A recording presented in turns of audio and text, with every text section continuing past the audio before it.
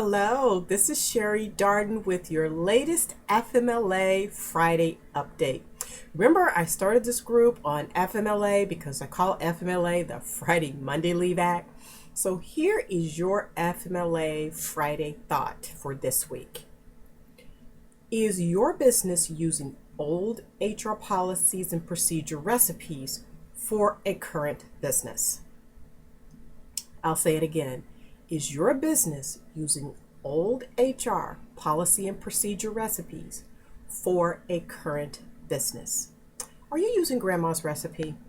And this is a joke you've probably heard time and time and time again, but I'll tell it to you as it pertains to what I'm talking about today.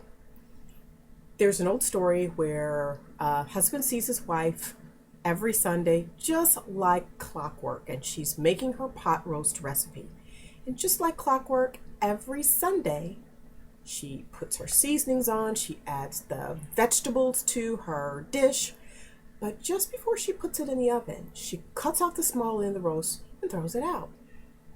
Finally decides this particular Sunday to say, honey, why are you cutting off the small end of a perfectly good pot roast? And her answer simply was, I don't know. That's the way I grew up seeing my mother do it, and that's the way she did it, and that's the way we make pot roast in our family. Not satisfied with that explanation, he picks up the phone and he calls his mother-in-law and says, Ma, why do you cut off the small end of the roast in your pot roast? She says, just like his wife says, I don't know. That's the way I grew up seeing my mom do it. That's the way we make pot roast. That's our recipe. Again, not satisfied with that explanation, he picks up the phone and calls his wife's grandmother. Granny, why do you cut off the small end of the roast?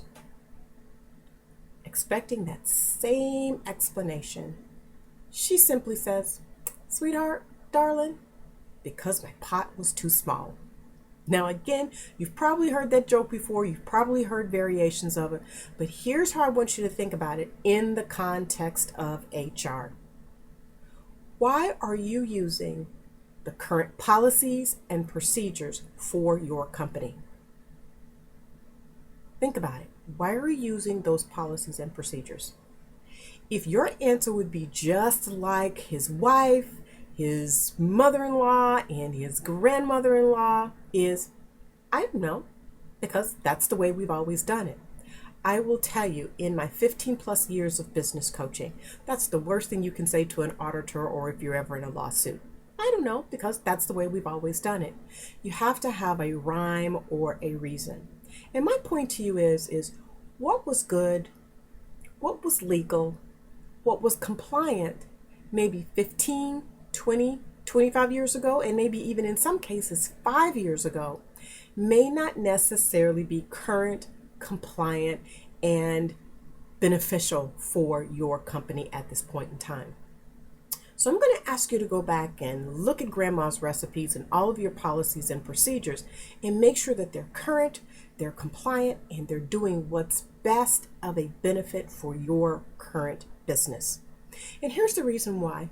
It's really amazing to me that I go around the country and I teach about HR training all the time. And actually, I'm prepping to go to the great state of Washington next week. Is when I talk about applications, just current policies and procedures on applications. And it's amazing to me where people still use old grandma's recipe, meaning old applications where they ask for date of birth. You can't do that. You go, well, Sherry, why can't I ask how old they are? Well, for one, there's something called the ADEA, which is the Age Discrimination in Employment Act.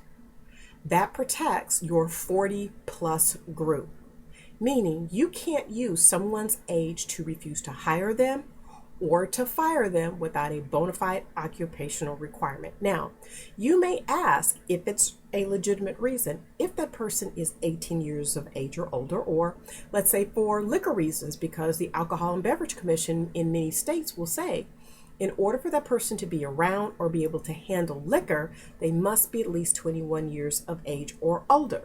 So yes, you can ask on the application if they are at least 21 years of age or older, but that's a bona fide occupational requirement.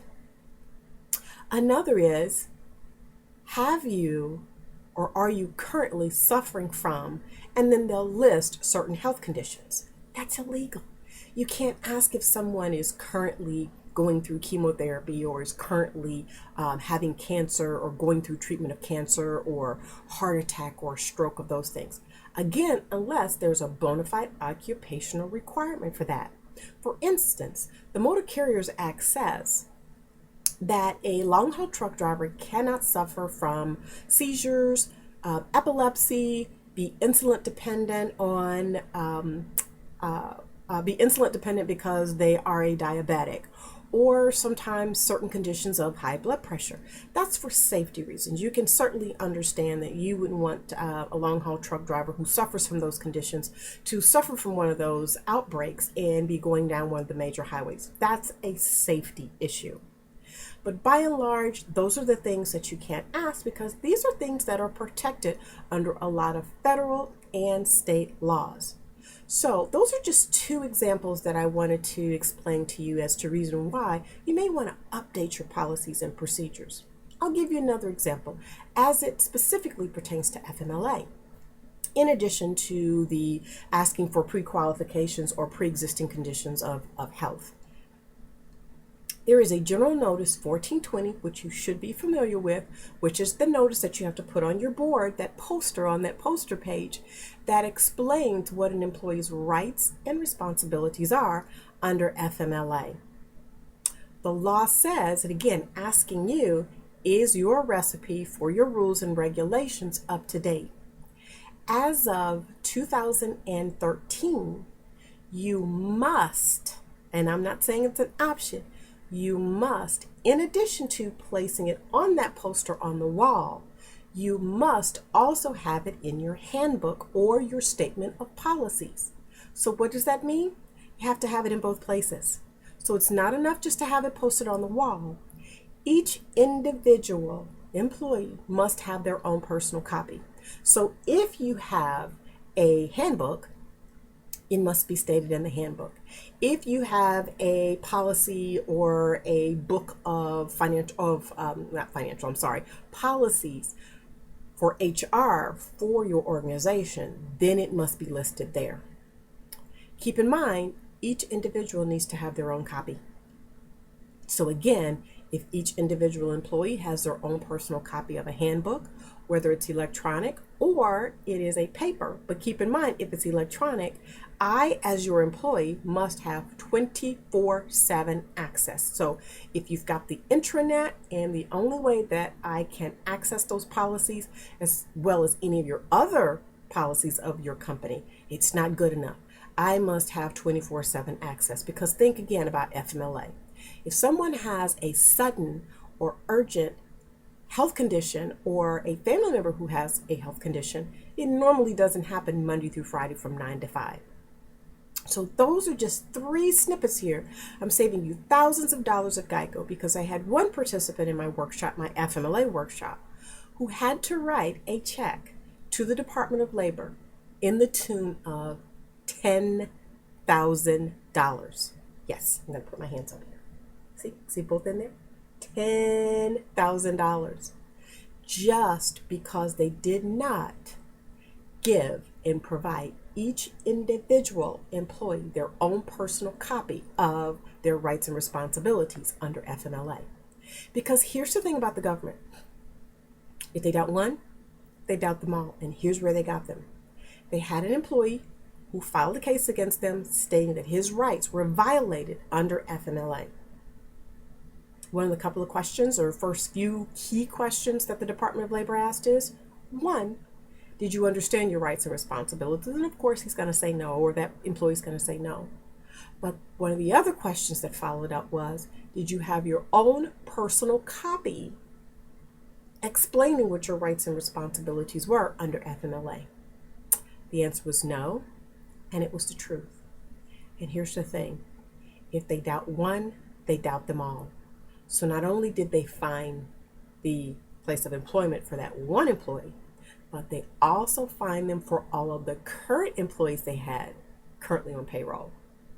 And because they have a right to, they went back 3 years and said, if you do it for that particular person, you didn't do it for your current employees, you probably didn't do it for your past employees.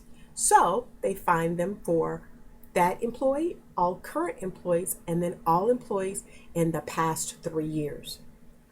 That's where that $10,000 check came from. So I've just saved you thousands of dollars at Geico on that. So again, I'm going to ask you to go back.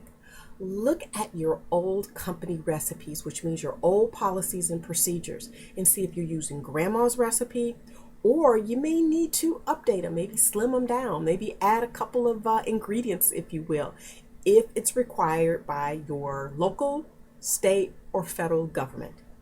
So again, I'm going to ask you, whose pot roast recipe are you using? Are you doing it just because it's always been done that way? Or are you doing it for an absolutely legitimate reason? If you got any questions or comments, go ahead and post them here on this video post. I hope you enjoyed the snippet that I've been able to provide for you today on your FMLA Friday.